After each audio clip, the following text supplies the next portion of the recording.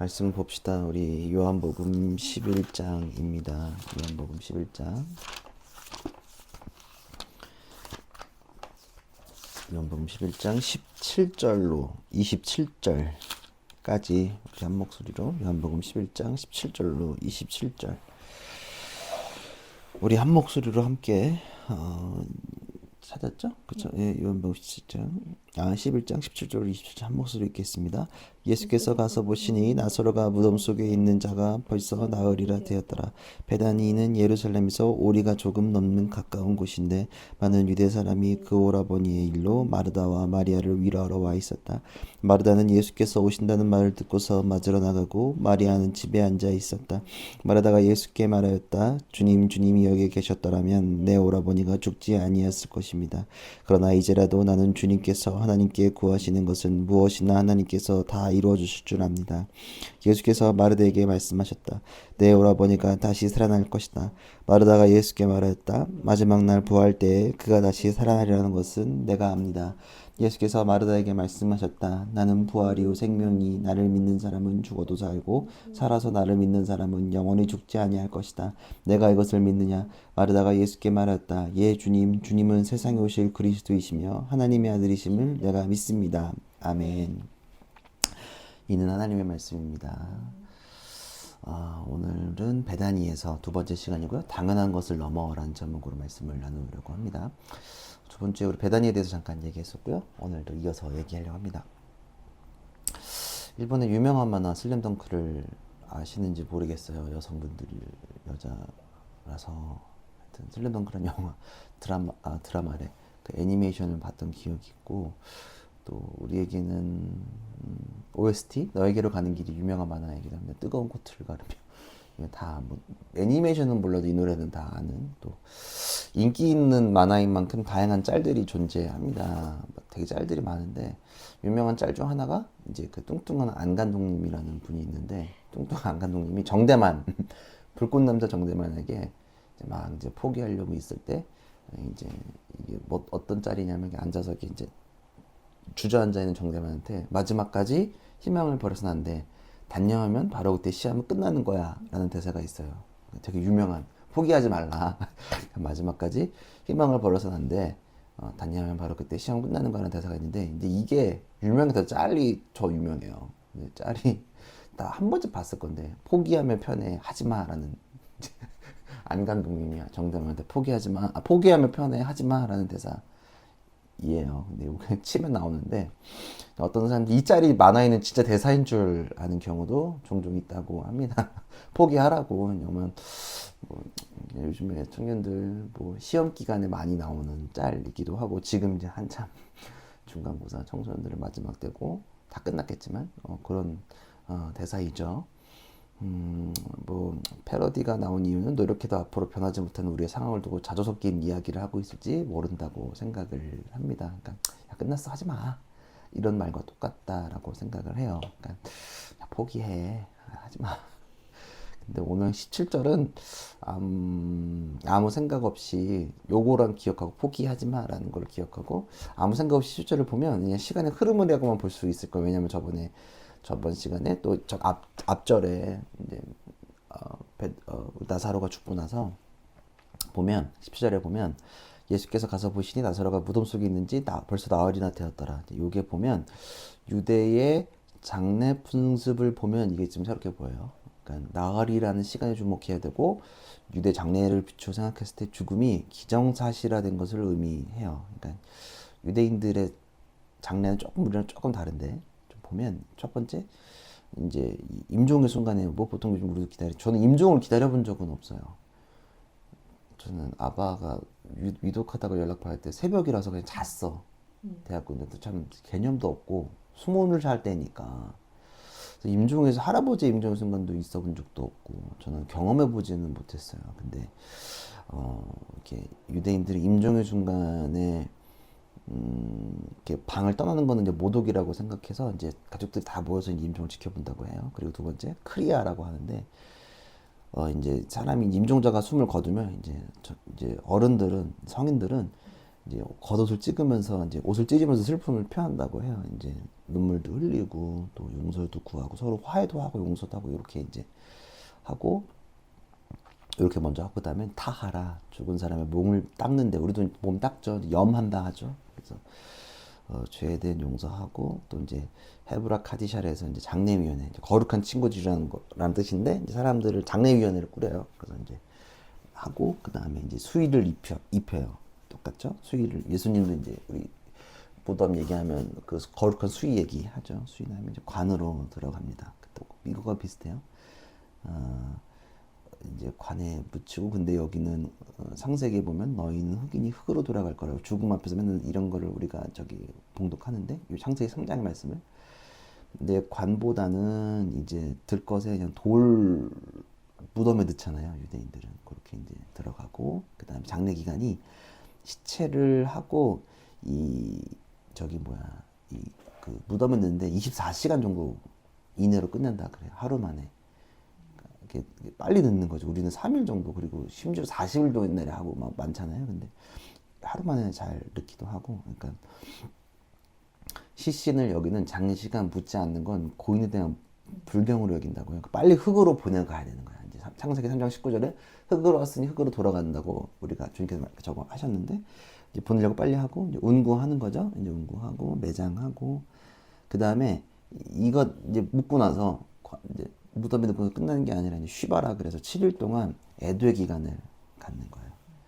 그래서 이제 우리가 뭐 마치 조문 가는 것처럼 7일 동안 끝나고 이제 30일 동안 이제 추도의 기간을 갖고 그래서 이제 뭐 7일 동안 애도하고 근신을 갖는 과정을 갖는다고 해요. 우리는 뭐 우리는 3일이면 이제 어지간하면 원래는 길게 해야 되는데 우리는 3일도 거의 뭔가 이제 확정이 됐고 그 사이에 시신도 확인하고 우리는 다 끝나는 날 마지막 날에 이제 관을 들고 뭐 취토를 관 땅에 묻으러 가든 화장을 하든 보통 이제 화장을 요즘에 하니까 화장을 하든 이렇게 하지만 이 보면 사흘이라는 시간이 지났을 때 지금 이 풍습으로 봤을 때 사흘이 죽은 지 사흘이 됐으면 일단은 첫 번째 다 염도 했고 다 끝났고 사흘은 이제 애도하는 시간을 갖는 시간인 거죠. 그러니까 이 사흘이라는 시간이라고 얘기했던 건 이제 포기해 끝났어. 제가 슬려놓고 얘기를 했는데 포기가 끝났어.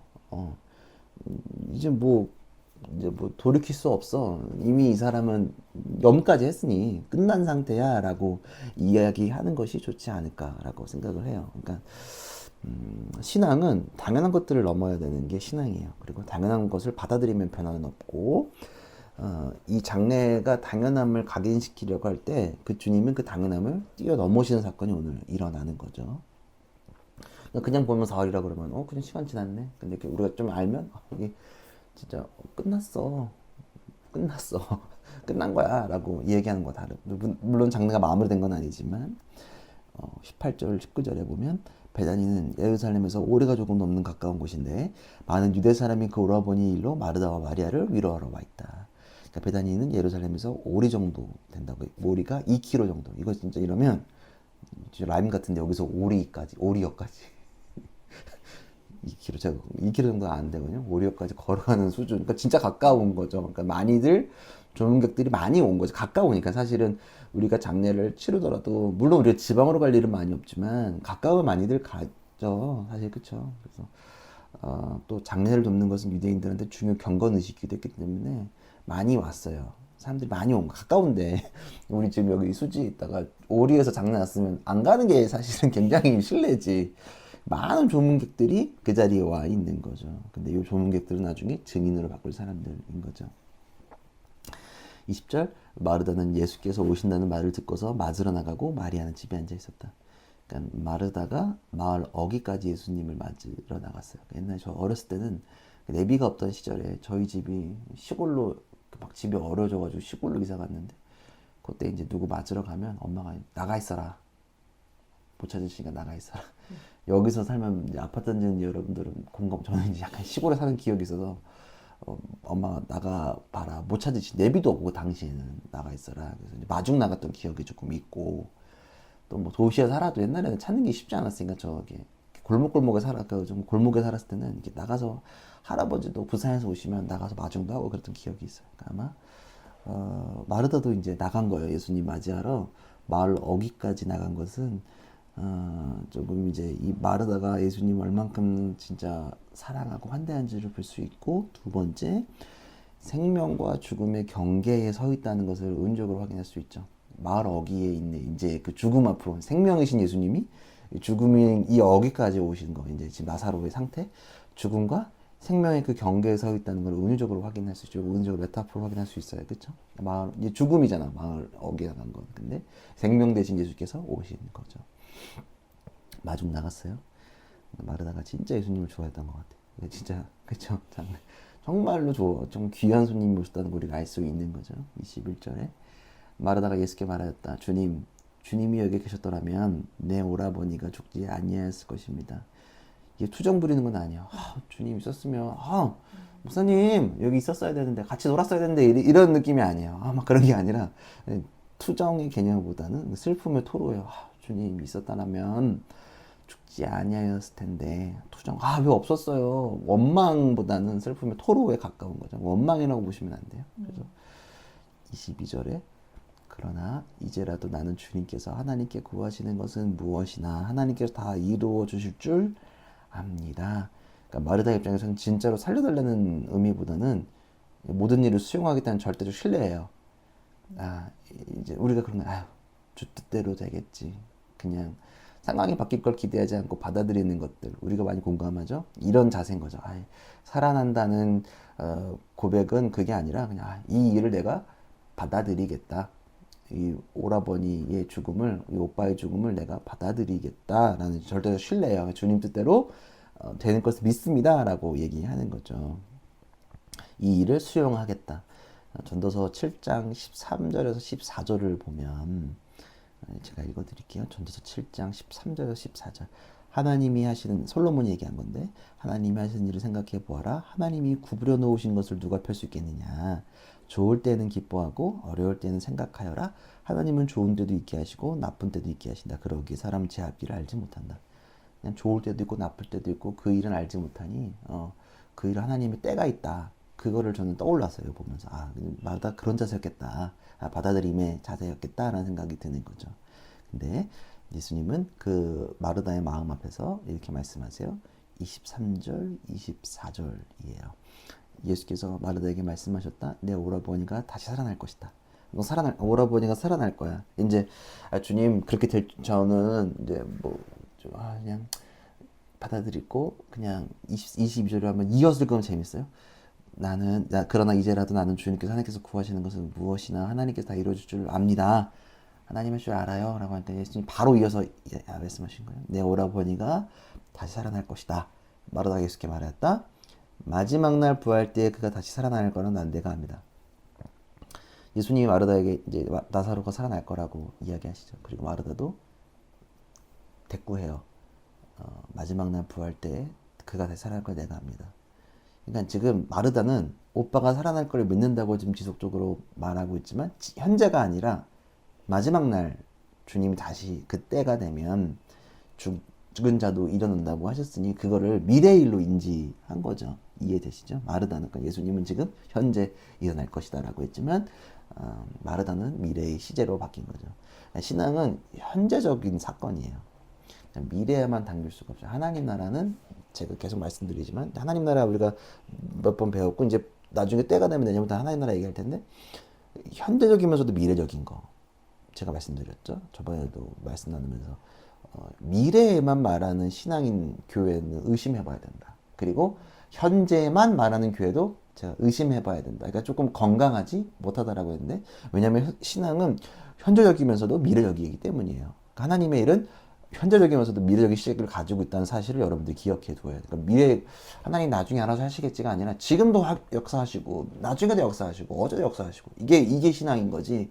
오늘만 과거에만 아브라함의 하나님만 찾으면 안 되고 오늘의 하나님 그리고 내일도 역사하실 하나님을 기대하는 것이 신앙이라는 것들이 여러분들이 조금 가슴속에 확 조금 기억해 두었으면 좋겠어요. 그러니까 현재적인 것들도 있고 미래적인 것도 있다. 우리 교회도 마찬가지로 지금 우리 상태 우리 313의 상태만 보지 않고 미래도 봐야 되고 무슨 말씀이죠? 그러나 미래에만 잘 되게가 아니라 죄송합니다. 기침 좀 잠깐만 할게요.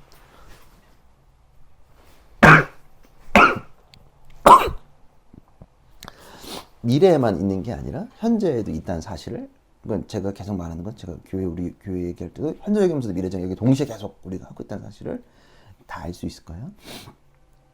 25절에서 26절 A절, 제가 이제 보통 26절 A, 26절 B라고 하면 이제 반 잘라가지고 A는 전반절, B절은 후반절 시작한다는 거예요. 20절, 2절까지 예수께서 마르다에게 말씀하셨다. 나는, 진짜 중요한 말이에요. 이게 마지막입니다. 나는 부활이요 생명이니 나를 믿는 사람은 죽어도 살고 살아서 나를 믿는 사람은 영원히 죽지 않을 것이다. 나는 부활이요 생명이다라는 걸 말씀하시죠. 나는 뭐뭐이다. 이거 계속, 그죠? 나는 생명의 빵이다. 나는 이 빛이다. 기억나시죠? 직설법은 명령법을 내포하고 있죠. 나는 직설적으로 말씀하시니까 나는 부활이고 생명은 우리에게 주어진 주님 명령이기도 하는 겁니다. 부활은 예수님 속에 이미 구현되어져 있는 현실이기도 해요. 죽음의 언어가 절대 아니고 예수님의 사랑 안에 머물며 부활의 삶을 지금도 누릴 수 있다. 이해되시죠? 예수님의 사랑 안에 머물며, 제가 말했죠. 영생을 얻는다는 것은 불사시는 것이 아니라 하나님과의 영원한 관계에 들어서는 것이다라고 말씀드렸는데, 오늘도 마찬가지로 주님께서도 나는 부활이요 생명이니 나를 믿는 사람은 죽어도 살고 살아서 믿는 사람은 영원히 죽지 않을 것이다. 이것이 뭐 불사시는 게 아니라 영원한 관계에 들어선다라는 것을 이해하면, 제가 최근에 에세이 한번 공유도 했었고 썼던 것 중에 인스타 중에서 제가 그 일상을 살면서 왜 이렇게 일상이 안 특별할까? 외국에 잠깐 나갈 때 뭐 거주하지 않더라도 여행을 갈 때는 그 하루하루가 매일매일 스페셜했는데 왜 그럴까? 그러니까 돌아보다가 제가 사실은 굉장히 하루하루가 특별한데 죽음과 부활을 경험하는 것이 매일매일이다. 왜냐하면 우리는 잠을 자면서 죽음을 경험하고 눈을 뜨면서 부활을 경험하는 것이 매일매일 그 루틴, 창조 루틴 안에 있는 거거든요. 사실은 매일매일 죽음과 부활을 경험하기 때문에 오늘이 소중한 거죠. 그러니까 사실 눈 감고 있다가 죽을 수도 있고, 저도 제가 눈 감고 있는 사이에 무슨 일이 일어날지 아무도 우리 모르잖아. 내가 지금 눈을 감고 있을 때 바깥에 무슨 일이 일어나는지, 나한테 무슨 일이 일어나는지 잘 모른단 말이죠. 그러니까 매일매일 사실은 죽음과 부활을 경험하는 삶. 그러니까 그렇기 때문에 하루하루 주시는 그 날 하루하루가 매일매일 특별하다라고 제가 글 한번 썼었는데, 마찬가지예요. 부활과에 접속하고 결합하고 연결되고 커넥티드하고 있는 거죠. 그러니까 예수 안에 그 누구도 가져갈 수 없는 생명이 있고 부활이 있다라는 것을 기억하셔야 합니다. 그리고 우리는 죽어도 산다. 주님 안에 있는 사람은 산다는 것이죠. 부활을 믿는다는 것은 나는 패배해도 하나님은 패배하지 않는다는 믿음을 고백하는 거죠. 그러니까 하나님께 모든 것을 맡길 때 자유함 얻을 수 있게 되고, 살아서 믿는 자는 이미 영원에 거하는 존재로 전환된 거예요. 우리는 어쩌면 영원한 상태의 존재로 전환되었다라는 고백이 있었으면 좋겠어요. 그리고 이것은 생명의 주신 하나님을 신뢰할 때 당당히 앞으로 갈 수 있는 거죠. 우리는 부활, 생명, 영원한 삶에 들어섰다라고 고백할 수 있는 거죠. 영원한 관계, 그 생명을 믿는다. 그 매일매일 나는 부활이고 생명이니 우리가 주님께 맡겨진 것은, 그래서 신앙인들은 죽음도 두려워하지 않았던 것들이 여기에 있는 거죠. 왜냐하면 이미 육체적으로 우리가 죽지 전에도 이미 영원한 생명에 거하고 있다는 것을 우리가 알고 있기 때문입니다. 제가 인상적으로 본 것은 27절입니다. 조금 저는 솔직히 말씀 준비하기 전에는 조금 유심히 봤던 내용이 아닌데 되게 유심히 좀 새롭게 봤어요. 26절 B에서 27절까지. 내가 이것을 믿느냐 주님 물어보세요. 내가 부활이고 생명이고 너가 믿느냐? 라고 보니까 마르다가 예수께 말했다. 예 주님, 주님은 세상에 오실 그리스도이시며 하나님의 아들이심을 내가 믿습니다. 이거 어디서 들어본 것 같지 않나요? 주님은 그리스도이시고 하나님의 아들이심을 내가 믿습니다. 이거 누가 유명한 말이 있죠. 누가 했죠 이거? 나는 그리스도, 주님은 그리스도시오 생명이십니다. 이거 기억하셔야 돼요. 베드로가 이 말했어요. 마태복음 16장 13절에서 16절을 보면, 마태복음 16장 13절 16절을 보면 이거 되게 유명한 말입니다.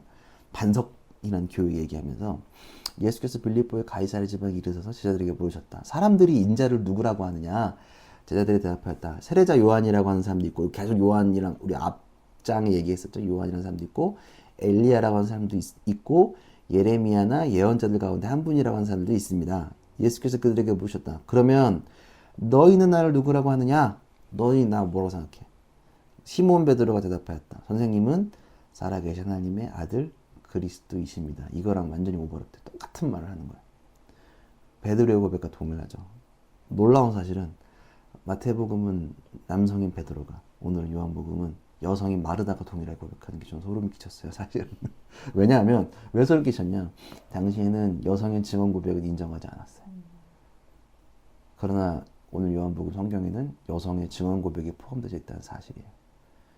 그 당시의 사람들, 그 여자의 증언은, 하지만 주님은 그 증언을 보신다는 거죠. 앞서 밝혔듯이 우리의 믿음과 신앙은 당연한 것들을 넘어서야 한다고 얘기했는데, 오늘은 당연한 것을 넘어서고 죽음을 넘어서고 있고요. 부활을 보고 있고요. 미래에만 갖춰져 있는 신앙을 현재로 주님은 끌어오고 계시고, 또 마르다의 고백, 여성의 증언이 인정받지 못하는 거에 베드로랑 똑같은 고백을 하고 있는 거예요. 주는 그리스도시요 살아계신 하나님의 아들이십니다. 이것을 마르다도 하고 베드로도 했다는 사실이 저한테는, 사실 마르다의 고백은 제가 그렇게 주의 깊게 본 적이 없어요. 베드로의 고백만 봤단 말이에요. 마르다도 그렇게 고백했었구나. 근데 또 살펴보니까 여성의 고백은 그렇게 인정되지 못했는데 하나님은 그 고백도 사용하시는구나 라는 것을 제가 좀 한 번 더 새길 수 있게 된 거죠. 오늘 당연한 것을 넘어서시는 그 예수님을 봤으면 좋겠고, 죽음과 부활 앞에서 부활적 삶을 꿈꿔야 하는 우리의 모습을 우리가 조금 살펴봤으면 좋겠어요. 하나님은 이런 사람들의 고백을 사용하시는구나. 물론 마르다가 이제 마지막 뒤에 가면 약간 이제 이게 막 완전히 막 찐보다는 약간 아리까리한 것도 막 있긴 한데, 그러나 그래도 그쵸? 이 마르다의 고백이 새롭게 왔다는 사실입니다.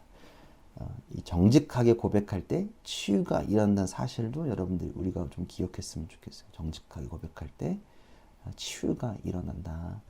우리 가운데 베드로의 고백과 마르다의 고백이 함께 있기를 우리가 좀 꿈꿨으면 좋겠어요. 그리고 당연한 것들을 넘어서 역사하시는 그 하나님, 우리는 특별히 우리 313은 당연한 것들에 대한 불편함을 가지고 있고, 당연한 것들이 진짜 성경적으로 주님이 원하시는 거와 이게 맞느냐라는 질문을 지속적으로 질문하는 교회이기 때문에, 우리에게는 당연한 것을 넘어서는 것들, 솔직히 제가 이렇게 강조하지 않아도 우리는 당연한 것들을 이게 맞나, 하나님께서 어떻게 역사하실지를 보는 교회이기 때문에 더 이 말씀이 와닿을 거라고 생각합니다. 그래서 남자의 고백, 여자의 고백이 아니라 모두의 고백으로 전환되어지길. 왜냐하면 남자, 여자 상관없이 고백을 했으니까 우리 교회 가운데 그러한 일들이 가득 조금 일어나기를 기대하고 꿈꿨으면 좋겠어요. 그리고 매일매일 죽음과 부활을 경험하는 주는 그리스도시요 살아계신 하나님의 아들이십니다라는 믿는 주님이 우리에게 늘